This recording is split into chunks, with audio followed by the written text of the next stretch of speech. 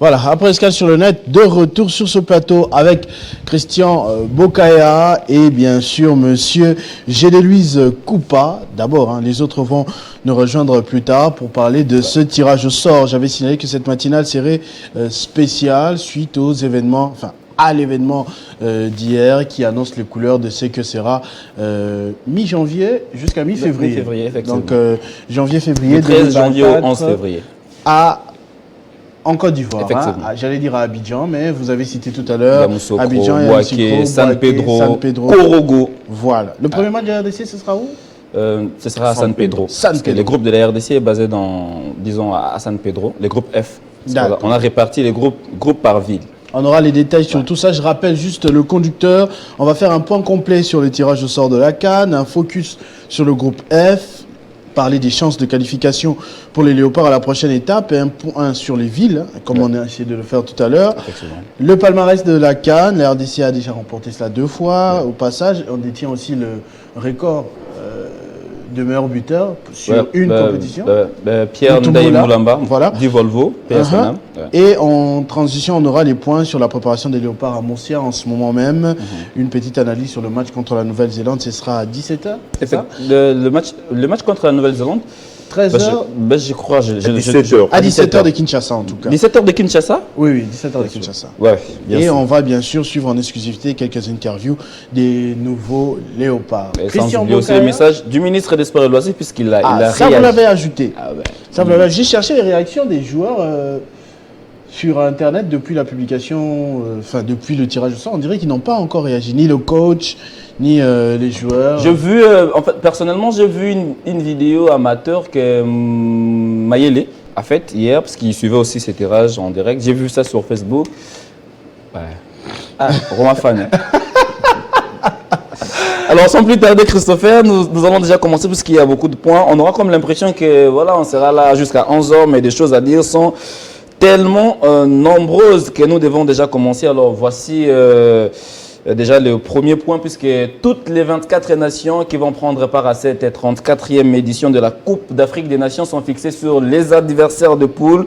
Voici comment est-ce que les poules sont constituées. Dans le groupe A, on retrouve la Côte d'Ivoire, pays organisateur. Les éléphants vont évoluer aux côtés du Nigeria, de la Guinée équatoriale et de la Guinée-Bissau, même si on n'a pas eu le temps de recevoir sur ce plateau Gédé-Louise Koupa, on l'a annoncé, sans pour autant lui dire Akwaba. Bonjour et bienvenue à vous. Merci beaucoup Christian Bokaya, merci à Christopher, je suis toujours heureux d'être là. C'est encore une fois un plaisir de parler football, par l'équipe nationale, tirage au sort, CAN. L'adrénaline monte, c'est toujours bien d'être là, merci. Effectivement, Gédé-Louise Koupa, alors on a parlé du groupe A composé de la Guinée équatoriale, de la Guinée-Bissau, mais également du Nigeria. Et ce sera, on peut dire, c'était un tirage équilibré pour le pays organisateur. Oui, un peu équilibré. Si on regarde en termes de palmarès déjà, il y a le Nigeria qui a remporté la Coupe d'Afrique des Nations. D'autres équipes n'ont pas encore remporté. Les deux Guinées. Voilà, les deux Guinées sont des équipes qui montent en puissance. La Guinée équatoriale monte en puissance depuis 2012. Elle a organisé la compétition, la CAN. 2015. Donc, voilà. Et en 2015 également. Donc en 2012, avec co-organisé avec le Gabon, puis en 2015. Donc c'est parmi les meilleures nations qui montent en puissance. Chaque année, chaque édition, ils sont toujours là. Et la Guinée-Bissau, c'est vraiment la surprise. Bon, enfin, la surprise, mais c'est quand même aussi devenu un habitué. Bon, bref, je dirais que cette CAN sera une CAN difficile, puisque toutes les équipes qui sont là ont déjà joué au moins une phase finale de la CAN. Ça ne sera pas rien. Là, Jocelyn peut nous proposer, nous sommes encore au niveau du groupe A. Jocelyn, il ne faut pas aller vite en besogne quand même. Nous parlons du groupe A. Qui est composé du pays organisateur, la Côte d'Ivoire, et voilà, les groupes sont là, le Nigeria, mais il y a quand même une équipe qui fait peur, c'est bien les Super Eagles. On sait que depuis un moment, ils ont une belle sélection avec les redoutables buteurs, Victor Osimhen, c'est qu'il fait actuellement avec Naples. C'est d'ailleurs la meilleure attaque des éliminatoires, le Nigeria, je crois qu'ils ont marqué 22 buts lors des éliminatoires. C'est vrai, ils ont marqué plus de 16 buts contre... je crois que c'était une petite équipe comme ça, le Soto si je ne me trompe pas. Ouais. Et oui, mais quand même, ça reste une des meilleures nations en Afrique, le Nigeria, avec des buteurs qui sont là, Osimhen, il y a Terren Moufi, il y a des attaquants Chikweze qui évoluent vraiment dans le championnat européen, qui font le meilleur d'eux-mêmes chaque week-end et qui marquent. Je pense que voilà, la Côte d'Ivoire, c'est les pays organisateurs. C'est vrai que ce n'est pas la Côte d'Ivoire des années début 2000 avec des Ouais, Touré, Didier Drogba, Drogba, la meilleure génération. Mais cette meilleure génération, malheureusement, l'avait qui n'a jamais remporté des CAN. Exactement. Mais la génération qui a créé de la sensation, c'est la CAN remportée en 2015. En 2015, ouais. En 2015, cette Avec génération-là, Gervinho. avec Gervinho au moins, Gervinho. les rescapés, on va dire, de cette génération avec les Didier Drogba. C'est Exact. quasiment une équipe, on va dire, remaniée. Mais là, la pression, c'est vous organisez à domicile, vous devez faire bonne figure. Ça ne est-ce que porte vous pas voyez- toujours chance. Hein. C'est difficile de voir les pays L'organisation, organisateurs. à Depuis le moment où les domicile, pays ça porte pas- ça organisateurs porte pas souvent conservaient les chance. trophées. Déjà en termes de ça statistiques, la dernière nation qui a organisé, a remporté une CAN, c'est l'Égypte en 2006. Donc ça remonte très, très loin. Je pense loin. que toutes les équipes qui ont eu à... Même l'Afrique du Sud n'a pas pu du tout. voilà, conserver ou gagner le trophée chez lui à la Ce n'est maison. pas un acquis, donc organiser, ce n'est pas forcément déjà gagné. Ils le savent aussi très bien. Je pense qu'ils doivent s'attendre à une adversité aussi efficace comme le Nigeria. Il y a des noms. Est-ce qu'il y a des noms qui se dégagent dans la sélection ivoirienne? Des Effectivement. grandes stars. Ouais. Des grandes stars, effectivement. Il y a des stars, On peut d'ailleurs faire un tour. Hein. Sébastien Haller, l'attaquant de Dortmund. Il y a également Serge Aurier, le défenseur, le capitaine, Ah, qui est toujours en forme. là, qui est toujours là. Il y a Max Alain Gradel, il y a toujours des joueurs qui sont là. C'est vrai, il y a de la nouvelle génération qui est ici arrivée avec des Sangaré et autres. Mais ce n'est pas la Côte d'Ivoire des années où on envoyait les stars depuis La première ligue. Depuis le Perche La- jusqu'en attaque. Copa Barry. Quand même, Les voilà. Maricopa, ce n'est pas les stars genre, comme C'est on voyait ça. autrefois. En Ligue 1, vous avez les stars ivoiriennes. En première ligue, vous avez les Yaya Touré chez Manchester City. Vous avez les Didier Kolo Drogba Touré. chez Chelsea, Kolo Touré. Voilà, ce n'est plus Et voilà, les Eboué et les autres. Donc, vous avez aussi oublié Franck Kessié. Évidemment, Voilà, c'est Franck Franck Kessié, Kessié. C'est parmi les stars. C'est vrai, il s'est exilé un peu en Arabie Saoudite comme beaucoup de joueurs d'ailleurs. Mais c'est Mais il parmi est les allé stars. chercher de l'argent. Voilà. Il a joué à C'est Milan, une en affirmation Barcelone. gratuite. Pas C'est une affirmation c'est- gratuite. c'est- Évidemment, c'est une affirmation Non, gratuite. non, non. Il y en a qui vont là-bas parce que le pays favorise la religion. Par exemple, c'est Exact. plus proche de la Mecque, ils se sentent plus à l'aise là-bas. Peut-être. Mais attention, voilà. l'argent.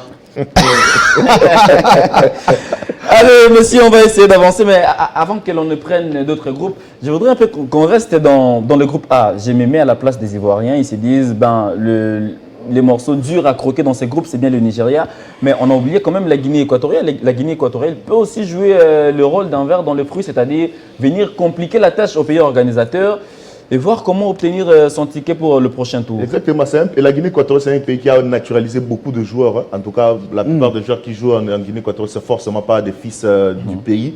Il y a des Brésiliens, il y a des Colombiens, ils ont naturalisé beaucoup de joueurs. Même les Portugais aussi. Même des Portugais, donc c'est parmi des nations qui peuvent créer la surprise. On l'a vu à la CAN 2015, ils ont éliminé la Tunisie. Ouais. Encore une fois, la dernière CAN, ils ont encore éliminé encore la Tunisie. Donc si une équipe est capable d'éliminer un grand pays comme la Tunisie, ça veut dire que ce n'est pas rien. Et c'est parmi les pays qui ont arraché leur qualification à temps, alors que la RDC a attendu jusqu'à la dernière journée. Donc la Guinée équatoriale s'était déjà offerte une qualification. Bon, je pense que c'est parmi des troubles faits, je peux dire, dans ce groupe-là. On a tendance à voir la Côte d'Ivoire en termes de palmarès et en termes des stars, le Nigeria en termes de tout. Mais la Guinée équatoriale peut être une très bonne surprise dans ce groupe-là.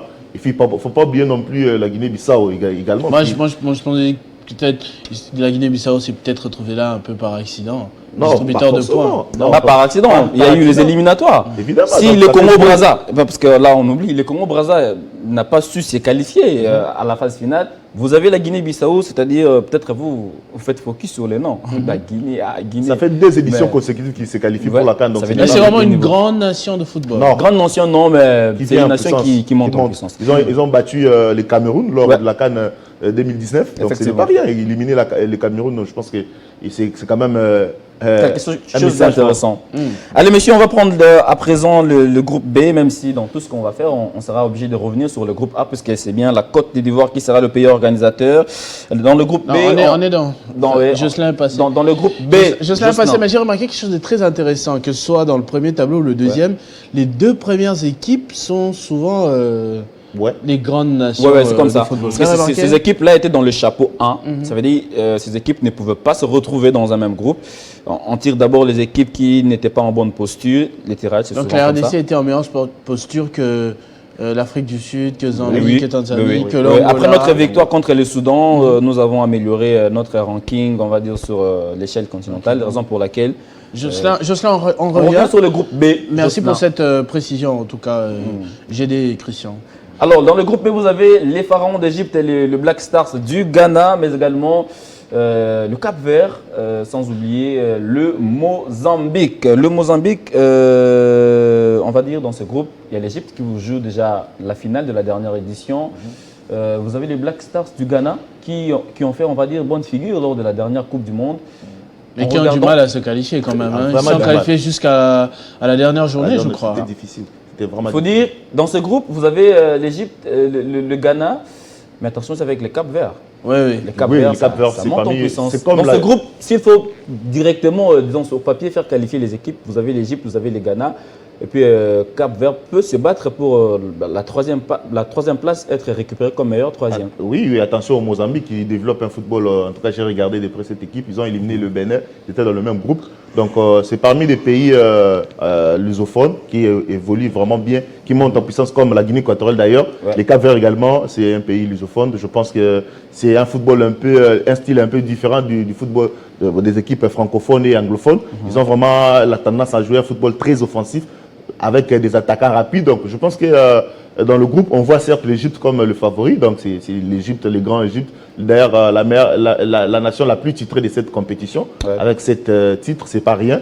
C'est vrai, ce n'est pas l'Égypte. Mais est-ce que l'Égypte des n'a années pas 2006. perdu un peu ses lettres de noblesse après la génération des Zaki, Aboutrika, oui. Aboutrika, les gardiens de but, les célèbres gardiens Hassan, Mohamed Hassan, je crois. Ouais. El Hadari. El Hadari, voilà. El Hadari, et puis depuis cette génération, l'Égypte peine aujourd'hui à convaincre, bien qu'il a joué la finale de la dernière édition contre le Elle Sénégal. a convaincu, c'est quand même trop dur. Hein. Peiner à convaincre même L'Égypte dans le est jeu. toujours là, l'Égypte répond toujours. Hein. Non, il répond toujours, mais C'est pas l'Égypte qui était tout feu, puisque, tout flamme. Voilà, l'Égypte est taillée pour remporter des titres. La dernière CAN remportée par l'Égypte, c'est remonte à 2010. Ouais. C'est très loin. Mais il faudrait quand même prendre le contexte. Évidemment. Ils en ont pris combien du coup 2006, 3, 2008. Voilà.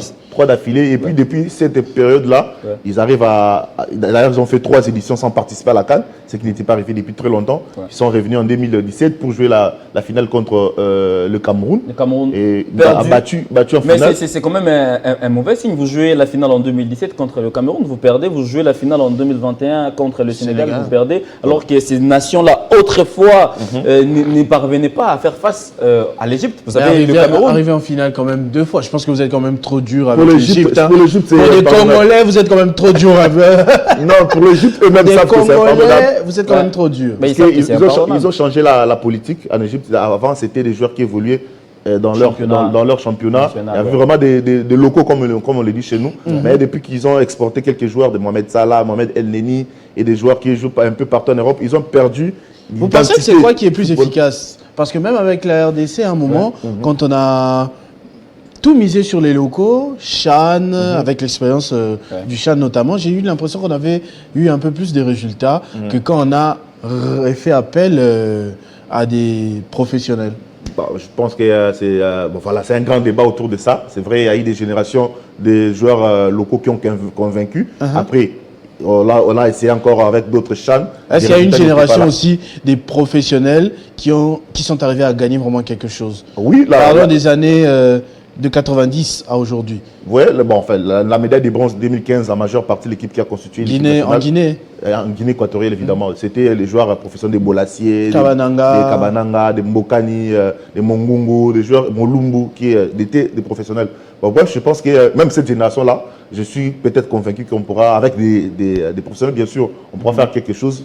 Peut-être jouer le demi-finale, je suis. après, en ce moment, c'est compliqué de prendre des joueurs locaux parce que le championnat était quasi à l'arrêt. Hein. Et évidemment. Et la preuve depuis, c'est vrai qu'on parlera des léopards de la RDC, la preuve jusque-là, depuis que Sébastien est là, il n'y a qu'un seul joueur local, il y a Siadi Badjo. Les gardiens de Mazembe. Les gardiens de Mazembe, et les restes ce sont des expatriés, disons les binationaux. Tout à fait logique. C'est logique, parce qu'il n'y a Très pas de logique. championnat, les joueurs n'ont pas de compétition dans les jambes.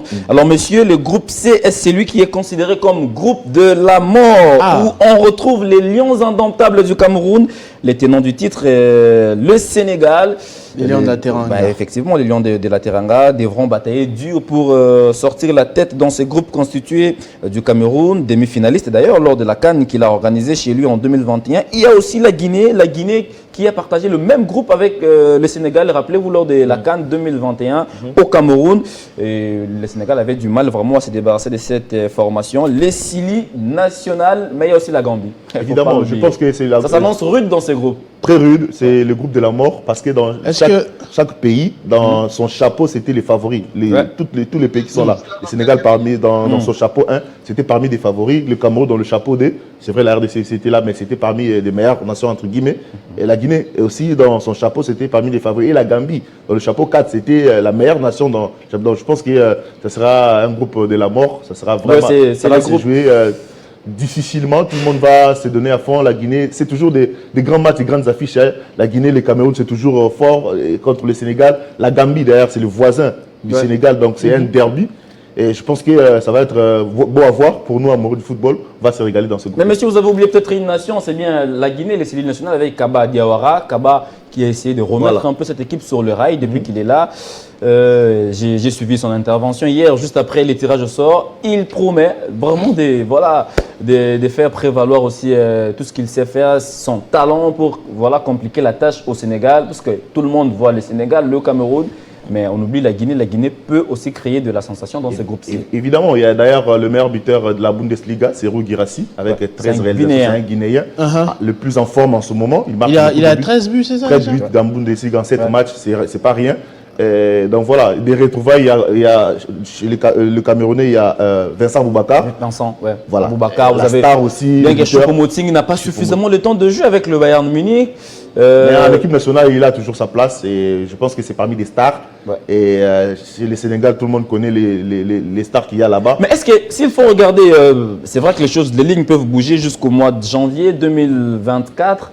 Mais ce Cameroun, ce n'est pas vraiment le Cameroun qui présentait, on va dire, un visage aussi séduisant lors de la CAN qu'il a organisée. Vous avez un Cameroun avec Onana qui semble être en dessous de la moyenne depuis qu'il est chez Manchester. Parce qu'il n'a pas été renvoyé de l'équipe nationale. Il est revenu. Il a été récupéré. Je pensais qu'il aidait juste un match. Il a réintégré le groupe. C'est vrai, le match amical qu'ils ont joué hier contre la Russie, il n'était pas là. Mais il a déjà réintégré. Parce qu'il était revenu, moi j'ai cru entendre qu'il avait juste aidé, il a dépanné un moment. Mais ce n'était pas un retour définitif. Non, c'est pas, en équipe nationale, c'est pas comme ça. Soit tu es là, soit tu n'es pas là. On appelle que les meilleurs du moment. On ne vient pas en équipe nationale pour faire la tête, pour dire que moi je suis. L'équipe nationale, c'est la nation, la patrie. Lorsqu'on vient, on vient avec son cœur. Je pense qu'il y a personne d'autre. Pardon? Au Cameroun. Au Cameroun, il y a aussi Fabrice Ondoa qui est le deuxième gardien. C'est d'ailleurs lui qui a gardé la cage des Lions Indomptables quand Onana était expulsé du groupe. Alors, j'étais en train de parler de cette formation qui n'est pas vraiment en forme. C'est vrai que Choupo-Moting, quand Mané et les autres étaient encore au Bayern Munich, il faisait ce qu'il savait faire, mais actuellement, depuis que Harry Kane est là, il n'a pas suffisamment le temps de jeu. Vous avez aussi Onana depuis qu'il a quitté Naples, plutôt Inter pour se rendre à Manchester United. Il encaisse beaucoup de buts. C'est pas un gardien qui est en forme. On peut dire que c'est un Cameroun boitillant. Dans le club, oui, peut-être, oui, mais lorsqu'ils sont ensemble, ça reste les Cameroun. Attention, hein. On a vu dans plusieurs cas, ils n'étaient pas en forme comme en 2017 d'ailleurs. C'est la mauvaise, entre guillemets, équipe du Cameroun qui a réussi à remporter la Coupe d'Afrique des Nations. Ça reste les Lions des Indomptables. Lorsqu'ils sont ensemble, ils sont boostés. Et je pense qu'il faut toujours se méfier de cette formation. C'est quand même les Cameroun et l'une des meilleures nations en Afrique. Donc, vous oubliez que lors de la dernière Coupe du Monde, c'est la seule équipe à avoir battu le Brésil. La seule équipe africaine à avoir battu. Dans un match, on va dire un peu sans enjeu. Entre guillemets. Pour battre le Brésil, il n'y a pas un jeu. C'est historique. Contre le Brésil, il y a toujours un jeu. Oui, quand même. Vous voyez la formation du Brésil avec des stars à pratiquement tous les postes. À genoux face au Cameroun, c'est pas rien. Et puis c'était avec l'homme de la théorie du danger. Rigobert. Quand vous pensez que vous êtes en danger, c'est là que vous n'êtes pas. C'est de ça qu'il s'agit. C'est ce qu'il dit souvent. Effectivement, monsieur. On va aussi s'intéresser au Sénégal. Le Sénégal, c'est vrai qu'il est champion d'Afrique, tenant du titre, mais c'est un Sénégal qui a un tout petit peu régressé. Si vous avez Sadio Mané qui est actuellement en Arabie Saoudite, vous avez Kalidou Koulibaly, le capitaine de l'équipe en Arabie Saoudite. Le Pape Matassar, c'est vrai qu'ils essayent de garder leur niveau. Les gars qui étaient à Marseille, qui a été libéré bien évidemment par le coach. Ça veut dire que c'est une sélection. Abdou Diallo au Paris Saint-Germain qui voilà, était obligé d'aller voir ailleurs. C'est vrai qu'on reste un peu sur ces prouesses. C'est Mendy. Ouais. Edouard Mendy qui est. Il est toujours titulaire. Oui, en Arabie Saoudite. Non, non, il a perdu sa place. Perdu, non, mais il avait des pépins physiques. Non, pas des pépins, je crois qu'il avait vraiment beaucoup de malchance. malchance. Il avait perdu sa place au regard des prestations. Des contre-performances. Le numéro 1 n'a pas toujours été trouvé. Il peut revenir à tout moment, mais voilà, il n'est pas du tout confiant comme avant. Alors, on peut dire que c'est une équipe du Sénégal qui ne va peut-être pas présenter le même football qu'il a présenté, puisque la plupart de ses stars étaient en Europe. C'était un Mané à Liverpool. Mané tout feu, tout flamme en première ligue. Vous avez un garçon comme Abdou Diallo qui, des fois, aussi est entré en cours de jeu, en cours de match chez le Paris Saint-Germain, faire ce qu'il savait faire. Vous aviez à l'époque Kalidou Koulibaly chez Naples, qui était pratiquement le patron de la défense, mais actuellement vous avez des joueurs comme ça qui partent voir en Arabie Saoudite, le championnat saoudien qui n'a pas la même intensité. Mais non, ça il faut être clair sur ça. En même temps, ça vous fait un peu de temps de repos. Vous pouvez revenir plus en forme. Moi, j'ai suivi Tchouaméni. C'est Tchouaméni qui se plaignait hier en conférence de presse qu'il y avait trop de matchs collés en Europe. Tous les 3 jours, vous devez jouer des matchs à haute intensité, ce qui n'est peut-être pas le cas en Arabie Saoudite, qui vous donne le temps de se reposer, de travailler. Et après, on regarde les matchs. C'est pas nul de nul non plus. Grâce à Canal+, je fais pas la pub.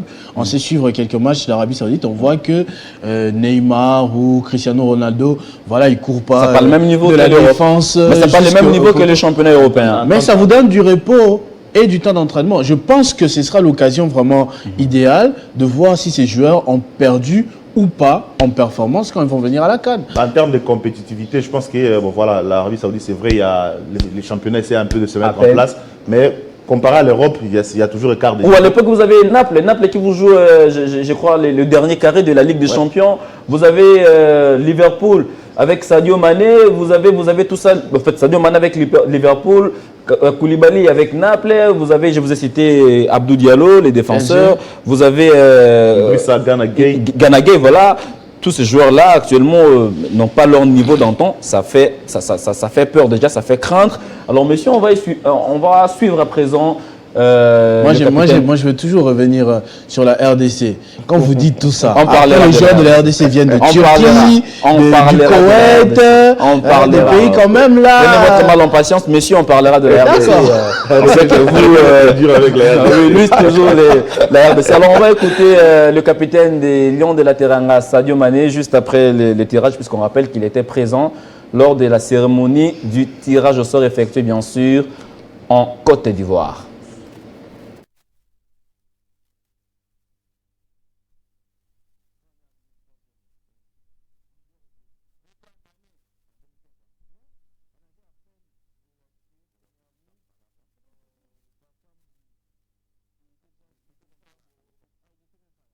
Je pense que c'est le contraire que tu dis. Tout le monde crée la Côte d'Ivoire. C'est à domicile et ils ont une belle équipe, donc tout à fait normal. Ça va être un peu difficile de dire ça, mais je pense que ce qui est sûr, on sait que ça va être une très très relevée. Donc, vraiment, je dirais plutôt que toutes les équipes qui sont là, ils vont jouer le cadre. Ça va être un cadre très relevé, discuté. Mais c'est normal, c'est ce que nous tous, ça a été vrai pour nous de jouer cette genre de compétition. Ce qui est sûr est que, en tant que Sénégalais, on va essayer d'abord de passer les premiers tours. Et après, on verra ce qui va se passer. Avec beaucoup d'humilité quand même. Sadio Mané, tenant du titre, qui parle d'abord de passer le premier tour et voir le reste. Effectivement, quand on est joueur de classe mondiale, on ne sous-estime pas les petites nations. Parce que, en fait, disons, est-ce qu'il y a encore des petites nations? Il n'y en a pas. Avec tout ce qu'on a entendu réciter tout à l'heure, il n'y a plus de petites nations. Quand on parle football actuellement, il n'y a pas de petites nations, puisqu'il y a même des nations qui vous créent de la surprise. Vous avez l'Arabie Saoudite qui avait bien évidemment battu l'Argentine lors de la Coupe du Monde. Personne ne pouvait s'attendre à ce scénario. J'ai beaucoup aimé ce match. Ça se comprend. Même sur ce plateau, ça se comprend. Alors, j'ai bien Coupa. Ce qu'il a dit, c'est quand même intéressant. Le plus important, c'est voir comment passer le premier tour. Et puisque c'était quasiment le cas contre la Guinée lors de la CAN 2021, le Sénégal avait du mal à marquer.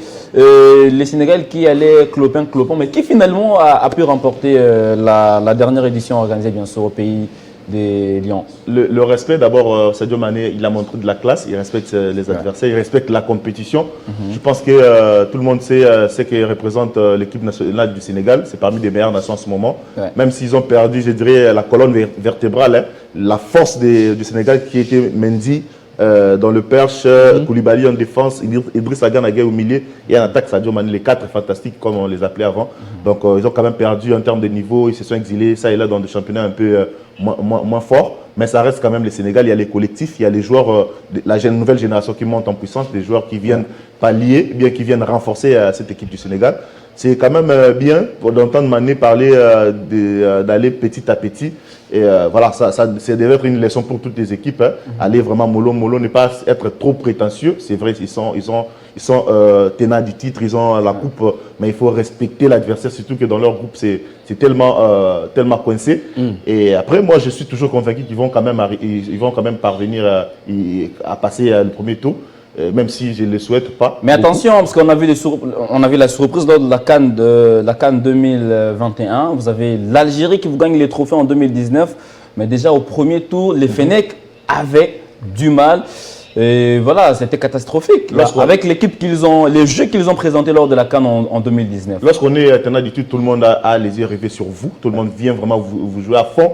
Et c'est ce qui va se passer dans ce groupe-là. Tout le monde sait qu'il y a les Sénégal champions avec des stars et tout. Donc, tout le monde va se donner à fond, bon, avec le risque de faire sortir, avec l'ambition de faire sortir le Sénégal dans la phase de groupe. Après, ça reste difficile puisqu'on le sait tous qu'il y aura plusieurs nations qui vont se qualifier.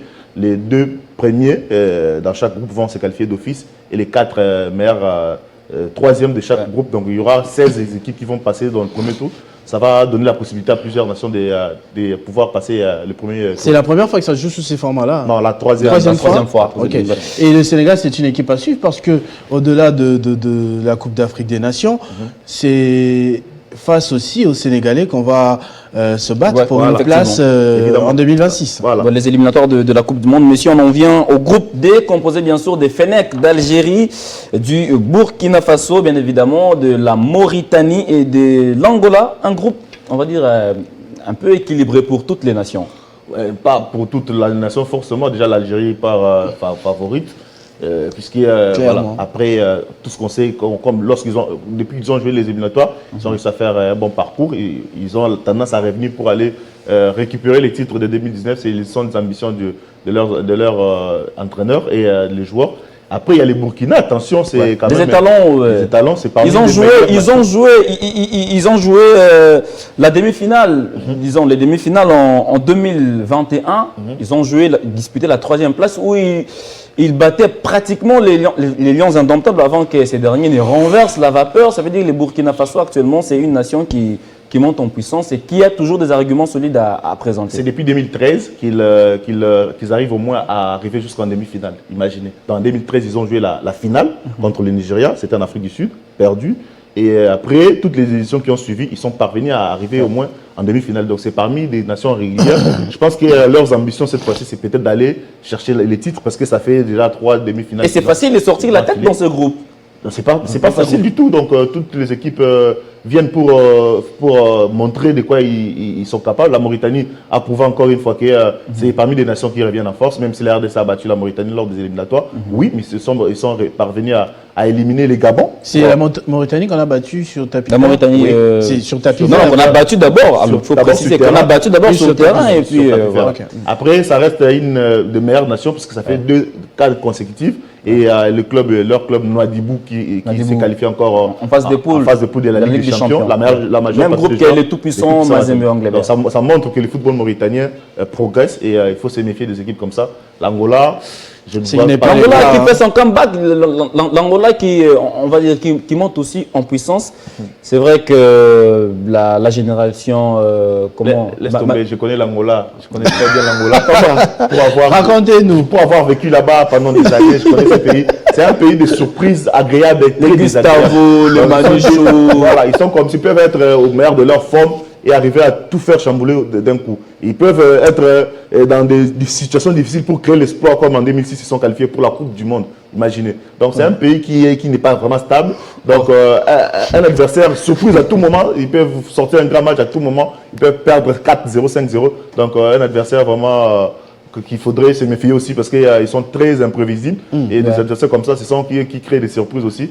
Mais bon, moi, je ne pense pas, bon, je ne crois pas trop à ce que l'Angola fasse quelque chose de meilleur dans ce groupe en tout cas. Il ne faudra pas les sous-estimer. J'ai des Luis Coupa. On va prendre le groupe E à présent. Le groupe E. À chaque fois, ils se rencontrent toujours, j'ai remarqué. De la Tunisie, Mali. Mali. Tunisie, Mali. Tunisie, Mali. Namibie. Alors là, c'est l'occasion peut-être pour les Aigles de Carthage de prendre leur revanche. On se rappelle du scénario de l'arbitre Sikazoué qui avait interrompu le match. C'était le scénario du siècle, je pense. Ça ne s'est jamais fait dans le. Et puis voilà, on a cherché des mécanismes, des arguments pour essayer de justifier. Je me souviens du banc tunisien furieux comme pas possible. Ils étaient rouges de colère. C'est grave. Comment justifier arrêter un match alors qu'il restait 5 minutes dans l'état réglementaire? C'est pas possible. Là, justifier, il y avait la chaleur, etc. Mais laisse tomber. C'est un menteur. Bon, ce groupe, je pense que ça aurait été aussi le groupe de la mort. Vous voyez des équipes, trois meilleures nations, la Tunisie, Mali, le Mali, l'Afrique du Sud, monsieur qui revient, on va dire en puissance, hein, le Bafana. Je ne sais pas, peut-être qu'ils sont restés en marge de l'actualité, mais en Afrique du Sud, il y a qui en ce moment?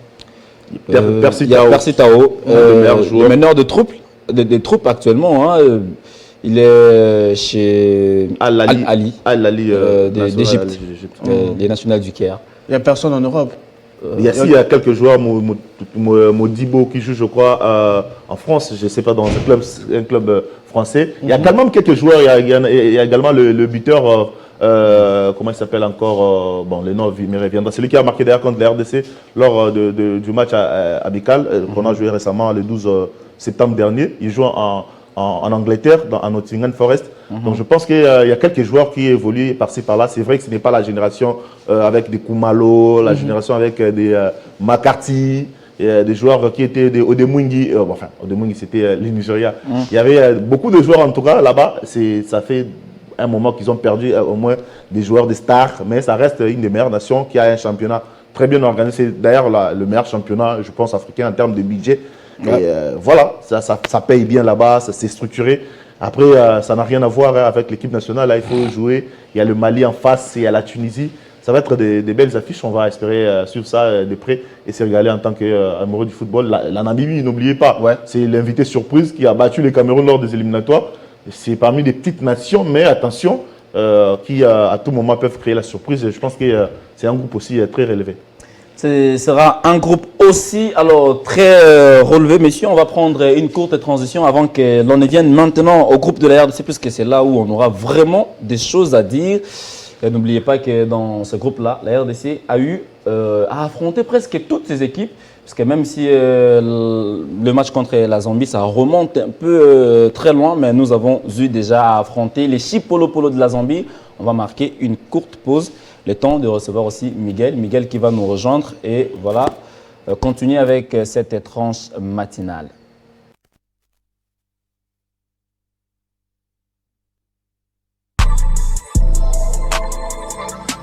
Mes impressions se sont très bien ressenties. Je suis très bien ici, on s'entend tous bien. Ils m'ont bien intégré et après c'était la première séance collective. On a fait un petit échauffement avec les gardiens de but. Ensuite on est passé sur du 7 contre 7 en jeu réduit. Et enfin de la finition. Et tout s'est bien passé. Il y a un très bon niveau de jeu et c'est bien, il y a beaucoup d'envie et beaucoup de hargne.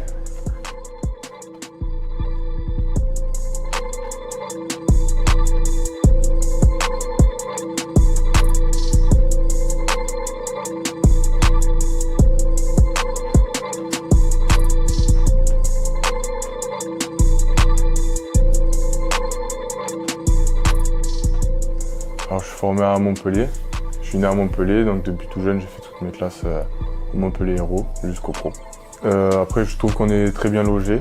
On a des beaux terrains, l'hôtel est super et on mange très bien. L'ambiance du groupe se passe très bien. Tout le monde est gentil, tout le monde rigole et tout le monde est travailleur. Donc c'est bien de travailler dans des conditions comme ça. Un mot pour les Congolais, je suis très content d'être appelé en sélection. et on va tout faire pour vous rendre fiers de nous.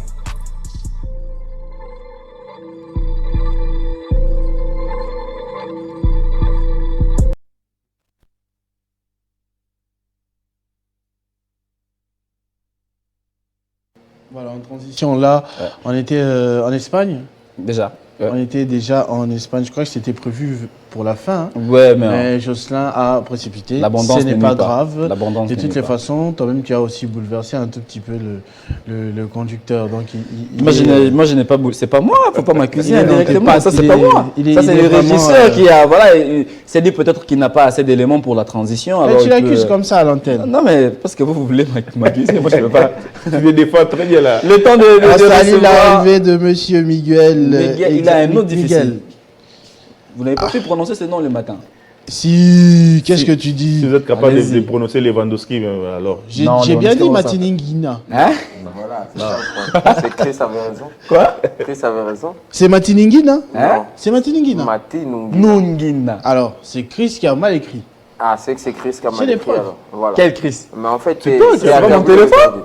Mais ça, c'est pas mon téléphone. C'est son Comment c'est message. moi qui vais mal les Ah oui, non, en plus, il a écrit Matiningina. Voilà. Ah, donc, C'est pas bon. ce n'est pas moi le problème. En Mais il y a plus, quelqu'un qui a l'habitude de faire ce genre d'erreur. Enfin, il aime bien m'appeler comme ça, c'est pour me taquiner, ces gens de Game Mukendi. Ouais. Et lui, il aime bien dire Matenongina. Les sorciers nationaux. Miguel, on avait envie de vous dire Akwaba. Akwaba, c'est. On n'y voit rien. Akwaba. Bienvenue, bonjour à vous. Merci. Nous sommes déjà en Côte d'Ivoire. Merci, Vous êtes au Congo sans il visa. décolle avec nous, on n'a pas besoin de visa. On n'a pas besoin de visa. Ah, on n'a pas. C'est quand même un pays où on n'a pas besoin de visa. Oui. Ils ont Ça va, retiré ça récemment. Ah, Exactement. c'est cool, c'est gentil à eux. On vous attendait depuis toujours. Bon, on a compris qu'avec le déplacement. Le trafic le matin, c'est compliqué. C'est très compliqué. On allait très commencer compliqué. le focus du groupe F. Ouais. On avait déjà commencé, mais par rapport au tirage au sort d'hier, vous avez un petit mot de façon générale avant qu'on ne fasse focus sur le groupe de la RDC. Ben, j'ai vu quelques commentaires, mais je ne vois aucun groupe facile. Personnellement, je ne vois aucun groupe facile. Même, je voyais déjà des gens prendre des calculettes, que nous allons pouvoir être deuxième après le Maroc et autres.